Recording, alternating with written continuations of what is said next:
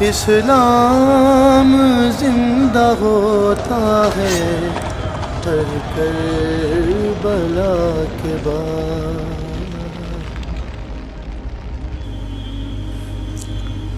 میرے عزیزو، میرے بھائیو، کربلا ایک سبق ہے۔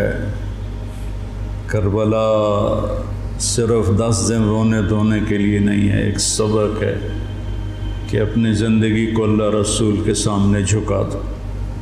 گردنیں کٹنے کے لیے اللہ ہم سے نہیں مطالبہ کر رہا، وہ انہیں ہستیوں کے لیے تھا۔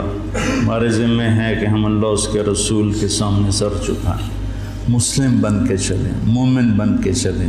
اللہ کے واسطے میرے بچوں، اگر میرے شاگرد ہو تو یہ دیوبندی اور یہ بریلوی یہ جھگڑے نکال دو، اپنے آپ کو مسلمان کرو، مسلمان۔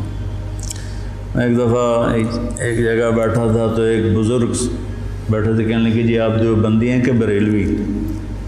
تو میں نے کہا جی میں مسلمان ہوں۔ وہ مجھے ایسے دیکھنے لگا، وہ کہنے لگا میری 60 برس 70 برس عمر ہے، میں نے آج تک کسی کو یہ کہتے ہوئے نہیں سنا، تو میں تمہیں مسلمان دیکھنا چاہتا ہوں، میں تمہیں دیوبندیت سے نکالنا چاہتا ہوں۔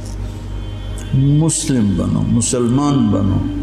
ہم امام ابو حنیفہ کے فتوے پر چلتے ہیں، ان کے فتاوی کی جو تشریح اہل دیوبند نے کی ہے ہم اس کو زیادہ صحیح سمجھتے ہیں، باقیوں کو عزت دیتے ہیں، احترام کرتے ہیں۔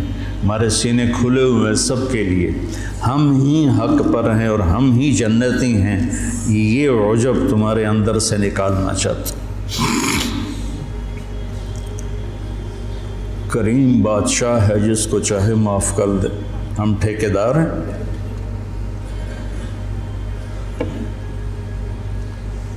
مسلم بنو، مومن بنو، امتی بنو۔ ہم شیعہ ہیں، ہم اہل تشیع ہیں، ہم بریلوی ہیں، ہم اہل حدیث ہیں، ہم دیوبندی ہیں۔ ان الفاظ کو چھوڑ دو بیٹا، پوری دنیا پھرا ہوں کہیں یہ لعنت نہیں،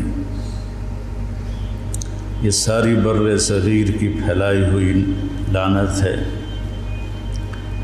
میں تمہیں چاہتا ہوں کہ تم ایک اچھے مسلمان بنو، کہیں بھی جاؤ۔ میری طرف سے ضروری نہیں کہ مدرسوں میں ہی پڑھانا ہے، اتنے مدرسے ہیں ہی نہیں۔ جس جگہ جاؤ بیٹا مسلم بن کے جاؤ، سب سے محبت کرو، سب سے دلوں کو صاف کرو، سب چیز۔ تمہیں پتہ ہے میں یہ طوائفوں کے بازار میں جاتا رہا، ان کے گھروں میں بیٹھتا رہا، ان کو پاس بٹھا کے ان کو دعوت دیتا رہا۔ میرے لیے میں انہیں بیٹی کہتا تھا، وہ رو پڑتی تھی کہ سانتا جی کس سے آج تائیں بیٹی نہیں آکھیا، تسی سانو بیٹی آکھیا۔ جب مجھے سٹنٹ پڑا اور میں گھر آیا تو ساری طوائفیں مجھے پوچھنے میرے ڈیرے پر آئیں، باری باری، ساری، بوڑھی جوان سب، کہ ہمیں بیٹی آج تک کبھی کسی نے نہیں کہا۔ ایک سے میں نے کہا اپنی بچی کی شادی کر دیں،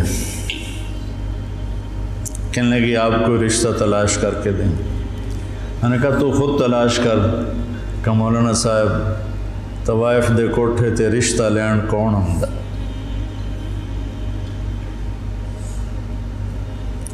طوائف دے کوٹھے تے تب خریدار ہی آن۔ طوائف کو طوائف کس نے بنایا؟ وہ اسی طرح میاں صاحب ہے، اور اس کے ماتھے پہ طوائف کا ٹیکہ لگ گیا۔ تو میں نے تو ان کے پاس جانے میں بھی کبھی یار محسوس نہیں کی۔ تو اپنے ذہن کو کشادہ رکھو، ٹھیک ہے؟ مسلم بنو، مسلم، اس پر اپنے آپ کو قائم رکھو۔